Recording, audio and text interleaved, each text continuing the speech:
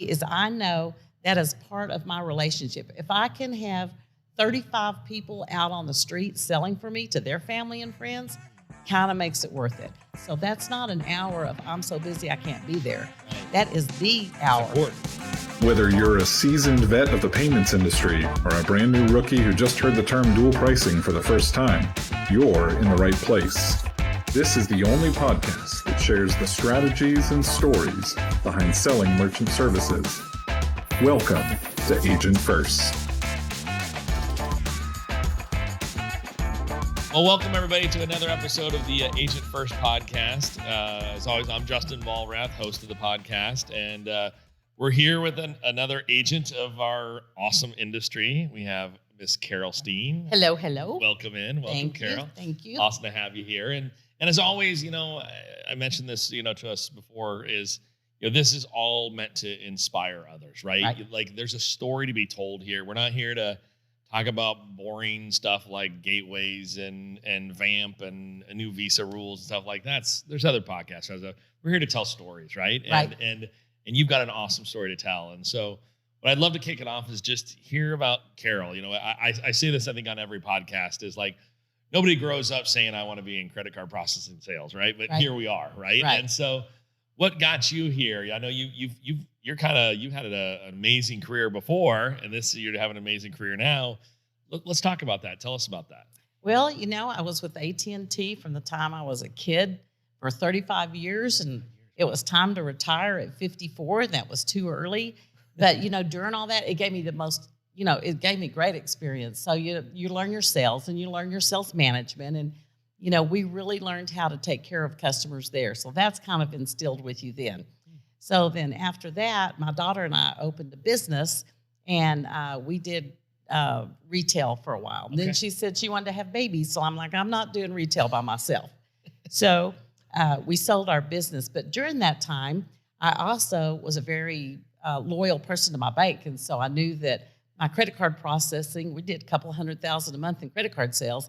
And I knew that was my bank, and that's where it was supposed to be. Sure. That's what I thought at the time. Sure. So then after that, we moved up to Lubbock, and I still didn't want to retire. And so I kind of got recruited into credit card processing. Wasn't really sure what it was. It didn't sound like a bad gig.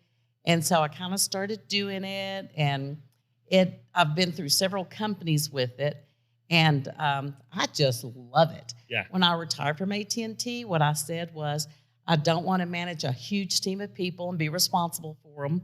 I don't want to sit at a desk at another company from 8 to 5. And if I want to go somewhere and do something, that's what we're going to do. Amen. And so, boy, did I ever get lucky or blessed to get into the right place. Amen to that. That's kind of the story. What did you do at AT&T? I was middle management, and I was over sales. Okay. So I had sales teams. At one point, we handled government, education, and medical. Okay. So I had the schools, hospitals, 911s. I sat on a lot of boards, relating to all those people, taking care of them. Yeah. And then at one point, I kind of did just middle sales and had a sales team. Okay. And so it was all about relationships. It was very parallel to what we do. I found out that it's easier to sell one time than a bunch of times. So taking care of a customer with retention is kind of everything. Right. Yeah. So, but what made it different than processing is all the time with AT&T, I was given a list of customers. This is your group of customers. Okay. This is your schools. This is your hospitals. So I never had to figure out where to find customers. So that's kind of what it made it different. So not until I got into this thing, this credit card business world, did I learn how to find customers. Right. Yeah. Okay. And you grew up and lived most of your life in the Odessa area? West Texas, yeah. Odessa, Texas. Lived in Odessa, worked in Midland. Okay. And then when it was time for granddaughters to be born and grow up, we wanted them in a different school district. We moved to Lubbock, to a small school district of Friendship in Wolfforth, Texas. Okay. Wonderful time. So that's my pastime. Yeah. Because you grew up in a massive school. I remember us talking about this. Yes. Right? Yeah. As a matter of fact, we went to our 50th reunion. I didn't recognize anybody, but there were 200 people there, 200 old people. I don't know where they came from. Yeah. There were 200 old people. You clearly did not belong there. Clearly not. So, Yeah, because your high school is the school from Odessa Permian, Friday Night Lights. right? Mm-hmm. Yeah, so that's a Yeah. massive school. Yeah. Massive. As a matter of fact, when they were filming all that, our son went there. Oh, wow. So, and we actually lived in a neighborhood across the street from the stadium. And so every morning we'd get up and the wind had blown over the dummies that are the fans. So that they hired people to go set up the dummies, and it was just a crazy time filming that movie right there where we lived. Wow, that's Yeah. crazy. Yeah. That's crazy. That was fun. Yeah, that place is massive for Yeah. sure. Yeah. So let's talk about, you mentioned it wasn't until you got into this that you sort of figured out how I got to go find customers, Yeah. right? It's not, Yeah. there's not a list. No one's knocking on your Yes. door. You're not standing at the bottom of an escalator Yeah. waiting for someone to come down and you want to sign up. Yeah. How do you find customers? What works for you? I think the most important thing is that you kind of have to do it your way. So I knew that I started with the people I knew, family, friends, businesses. I'd been in Odessa for a long time, so I started there. Yeah. So you go to people that know you and trust you, and you get your feet wet, and you kind of do that. And then over the years, I kind of started knocking on some doors. I don't think I like that too much. Yeah. I'm not a big door knocker. Right. So I joined a networking group, and this particular networking group is BNI, like we've talked about before. And it's a group, in our case, of 35 people that really trust each other, really have credibility. You put the time and effort into it. There is a monetary investment that you have to do and all that type of thing. So, but I've been in it since 2020 when I joined you. Okay. Right? Yeah. So now it's built up, and, there's just every time I look at an email or a call, I'm giving a referral. They're giving referrals to me. So the motto's givers gain. Right. You give something to me, I give something to you, and it really, truly works. That's right. And I've also learned that if you hit one customer that owns 6 or 7 businesses, you sell it one time. There you go. And then if you're smart, you take good care of your customers, you take care of them, you have relationships for life, and then they call you and say, hey, somebody called and said, you're not charging me, you're charging me too much. And then they basically tell me that you're asking me if it's a scam call or a sales call or whatever. So that relationship is everything. Right. But that's kind of like how I do it. Have you ever tried any other networking groups, or has BNI been your Well, main that's one? my main thing. I've been on so many boards, and I've been the chamber, and some of that is kind of social. Yeah. But that is the only one that I thought is worth my money. Yeah. Because I pay that myself, and I like it because it is really concise. At this time you do this, and then we do this, and it's real structured. Right. And if you stay with the structure, if you've got a good group, you stay with that, and then it just really works. It's a very Yeah. So I'm going to guess. I don't know this fact. I'm going to guess because I've been in some BNIs in the past. Okay. And, is it an early morning one? What time do you guys meet? I am at 10:30 to 12. Okay, that's not bad. That's not bad. Because usually the really successful ones are like these 6 a.m. groups where everyone's really like, I'm in No, it. Yeah. that is not me.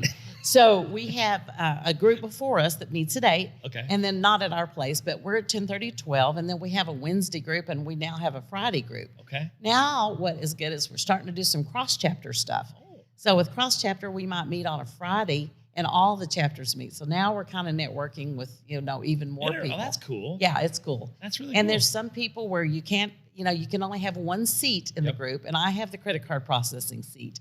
So if somebody comes in there, wants to do credit card processing, they have to go to another group, and we refer each other all the time. Yeah. So That's it awesome. really is beneficial. Yeah, let's talk more about that because I think, I did a lot with networking. Mm-hmm. I wasn't great on BNI. I did some with it, but I wasn't great on it because I think I was same time every week was sometimes a struggle for me. And so that was the part which if you're living that world, then it's amazing, right? But I hear from a lot of people that struggle with it, and I think there's a lot of times they don't know how to maximize that opportunity. Yeah. What has worked for you? And I think this is true in BNI or anything. Yeah. What's worked for you there? I've been president, I've been membership, I've been everything. So when people come in, I tell them it is a time commitment. It is a monetary, commitment. But what works for me is I know that is part of my relationship. If I can have 35 people out on the street selling for me to their family and friends, kind of makes it worth it. So I really do put a lot into it. I'm at every meeting. I make sure that my presentations are concise. I make sure when we pull up with a new software like Cloud Auto that I'm telling people about it. Sure. So I maximize that time. So that's not an hour of I'm so busy I can't be there. Right. That is the hour. It's important. That is, I will even make my hair appointment around B&I. So there is nothing that's going to get in the way of me being at my B&I group on Thursday. I love that. Yeah. I love that. Yeah. Are you doing things outside of that hour? Are you meeting with people then the group? Absolutely. Having lunch, coffee, Yes. whatever? So they call those one-on-ones. Yep. So when I'm in my meeting, I have 40 seconds to tell them what I do. And, that's 40 not seconds. that's not, 40 seconds. Okay, all right. They ring a bell if you're not on 40 seconds. Okay. But that keeps everything on time, and that lets everybody else talk and kind of know what the structure of it is. Then when I go on a one-on-one, that's how they really get to know me. That's where relationships are made. That's when I tell them I do payroll, I do credit card processing, I do equipment. So then you expand a little bit more about what you want to do. And I tell people, I don't really want this kind of customer. I need this kind of customer. So that's where you really get the relationship started. Yeah. And that's valuable time, but that's no different than going to pull a door. It's a lot easier than just saying, "Hey, I'm doing credit card process," and they're like, "Oh no, we're." So it is very much valuable time spent, in my opinion. I love that, and I think that's a valuable lesson that I've preached to a lot of people, and for anyone listening here, I think this is a very important takeaway when it comes to networking. Right? Yeah. I think I hear from people all the time, hundreds of people that I've spoken with over the years about this subject that. They get involved, whether it's a B&I, a chamber, they join some association, they join the restaurant association, right. And they're just like, well, I've been in this for a year and I've got nothing out of it. Right. And then you start talking like, what have you done? Given. What have you given, right? What have you done to create? Right. Because just because you're a member doesn't mean you're automatically going to get That's leads, exactly right? You've got to give to others. They're going to give back to you. Right. You're going to create relationships because, and I think you also have to remember is that, especially if you're new in a group like a B&I, maybe there was somebody before you that had your member category. They were the credit card person before, and they were horrible, right? They didn't follow up on leads. They didn't take care of things. That's happened. And you've got to overcome, that as well, right? That's right. Yeah. When they were interviewing me for, are you going to be a good member of our team? You fit our culture.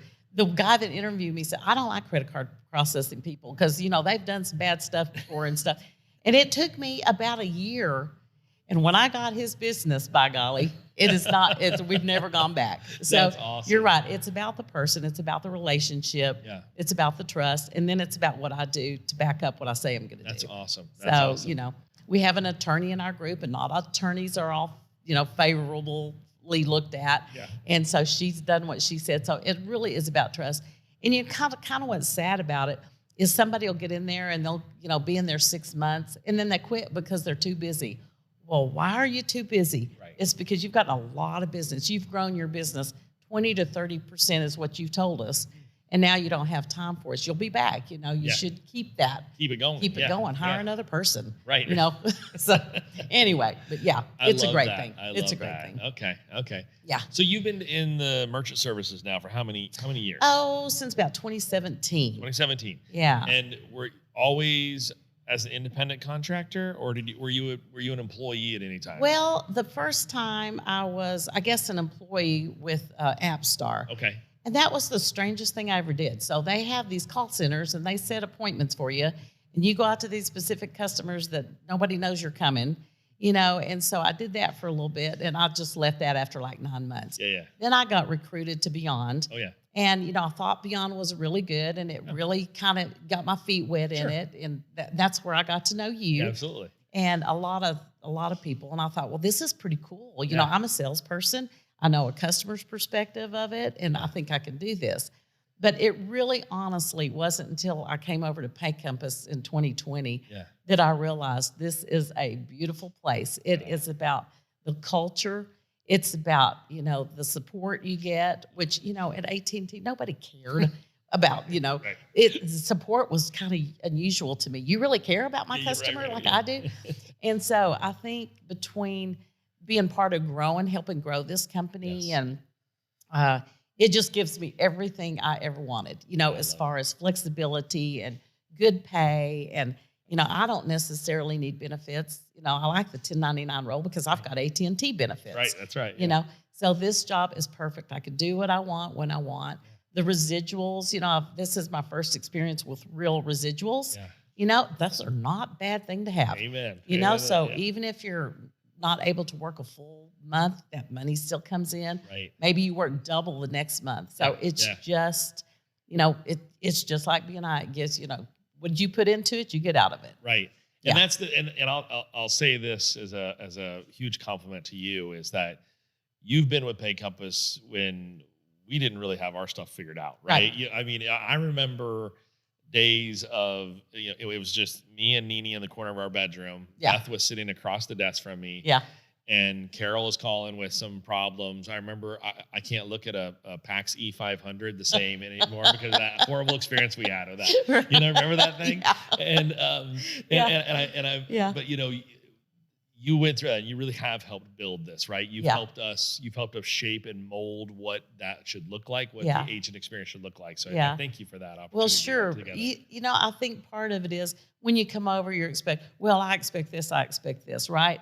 And then you realize, wait a minute, you're a part of something and they're growing, they're doing their best. Right. And it took a little bit to realize that y'all's mentality, your culture is truly agent first. And I feel that every single day. And it's just, it's something you want to be a part of. Thank you. So the people that you have around you, I was told one time a great leader doesn't have to be great. They just have to have great people. Yeah. So that's exactly what y'all have. You're a great person. You know this business inside and out. You and Nene work as a team, just like my husband and I do. I like the teamwork, Right, that's right. And then you take care of others, and the rest takes care of itself. I love that. Right? Thank you. So let's talk about it. You just mentioned Kevin, your husband, right? Yeah. Let's talk about that. You guys have been together for a long time, right? Little bit. I just about have him trained. Yeah. So, I'm sure Kevin has been a big part of this, right? Yeah. He had a job where he was on the road a lot. Yeah. You were traveling a lot, I'm sure, for AT&T. Yeah. And now over the last few years, that started to change and shift. And let's talk about what that's meant for you guys, right? The becoming an independent contractor is now giving you some freedoms that we talked about earlier. I'd love to talk about that. I really love it because Kevin and I we got married when we were 19. We, went to high school together, college together. We did everything, and we always have. He was in the oil cheerleader. Field. He was the football star, captain, right? Yeah, all the things. And so then we worked really hard all of our lives. He was supposed to play pro football, and they came down and weighed him and measured him, Seattle Seahawks. And so he was going to play pro ball, and he wasn't quite big enough. They asked him to walk on. We decided not to do that, save his body, go to work, like real people. And because we knew that wouldn't last forever. Right. But somewhere along the lines, he started doing well in the oil field. I started doing well in communications. And then he was driving so much, and the oil field is so up and down. And there's a lot of stresses to that. I can't imagine. So recently, as of July last year, we said, okay, we're 65 and a half. Let's do our Social Security. And he retired. And we weren't sure about retirement. Neither one of us thought we'd ever retire. But he started helping me. He'll go out and program a machine or drop it off. I didn't know that. That's so awesome. He runs around with me a little bit and helps me. That. But what that has done is it's given us no more stress. He doesn't have to say, I only have a week of vacation. We go and do, both of us. This company gives us the money to do it, plus AT&T retirement, plus Social Security. So it's a good thing. Amen. So we go anywhere we want, whenever we want. We do things we never thought we would get to do. And we help our family, we help our community, and we just do so much because of the flexibility. I love that. Yeah, it's the best. I love that. You were telling us some travels that you guys have gone on last year. Yeah. You got to go to Jackson Hole, right? Yeah. And did some fly fishing, right? Mm-hmm. And that's you loved that. Love that. And I remember, right, you guys love to go to college football games. We'll do right? college and pro. Okay. So, we may go just because of the flexibility, right? Yeah. So we'll pick a game. And so last year we went to Michigan, Ohio State, just to see them play in the Ohio State Stadium. Wow. And they ended up winning the national championship. Yeah. So then one year we went to see Patrick Mahomes because he was our quarterback at Texas Tech in Lubbock. We went up to Boston. We saw Boston, did all of Boston, and then watched Mahomes beat Brady. Sorry, everybody that's not happy with that. And then one time we went to Chicago, and I did all of that. And then went around the lake to see Notre Dame play in their stadium. Wow. So we try to go every year to a game, and then we try to go fly fishing. So Okay. that's just the flexibility. I that we love have. it. Do you have any games planned this year? Anything on your radar? Not this year, not Okay, yet. Okay, all Yeah, right, all right. so- You got to get something. Yeah, Gotta we get will. something. Yeah. We will. Season's like half over. I know. So that's our fun I love little it. trip, I just love the it. two of us. So there's Yeah. somebody listening to this right now who is, they're just getting into this industry, right? Yeah. They're brand new. Yeah. They maybe have a manager who's not, really guiding them well, Right. not giving them the best advice. If there was a piece of advice you'd give that new person, the person like, hey, listen, I've been doing this for a while. Here's something I learned the hard way that, Right. I'd love to pass along to you. Yeah. Is there a piece of advice you'd give that person? Well, for me, like I say, the networking piece of it has made it a lot easier. Take each customer and really take care of them. Don't try to mark up the pricing too much to where, just make sure it's where somebody's not going to come in and take the business right away from you. I've seen a lot of people, even some people that worked for me at other companies, that would do that. They put unrealistic rates out there and lost them. And, the idea is to take care of them, keep them just like you would want if it were your business. Yes. And network it, put some time into it. Be a little bit disciplined. If you've never been a 1099, if you haven't done it on your own before, Right. just treat it like a job. You go out there this many days a week, you do what you got to do. Yeah. And then as you see it grow, it will totally motivate you. Yeah. So if you have sales ability, or if you want that life where you can, go and do as you please, stick with it. Right. It is absolutely worth it. It won't come overnight. Yeah. You have to build up your residuals. You have to build up everything Yes. you're doing. But it is the best once you discipline yourself and do it. I love that. I love Yeah. it. And I love what you just said there, which I think is the key to all of this, is that treat others the way you'd want to be treated. Mhm. It's crazy how unique that is in Yeah. our world today. That's right. And when you just, the thing our moms taught us when we were young, right, is like, treat everybody like you want to be treated. Yeah. When you operate with that golden rule, how much different you can It actually makes be. a lot of It's difference. crazy, right? It Mhm. really is. Mhm. Well, Carol, I appreciate you being here today. This awesome story, very inspiring always. Thanks, everybody, for joining us for another episode of the Agent First podcast, and we'll see you next time.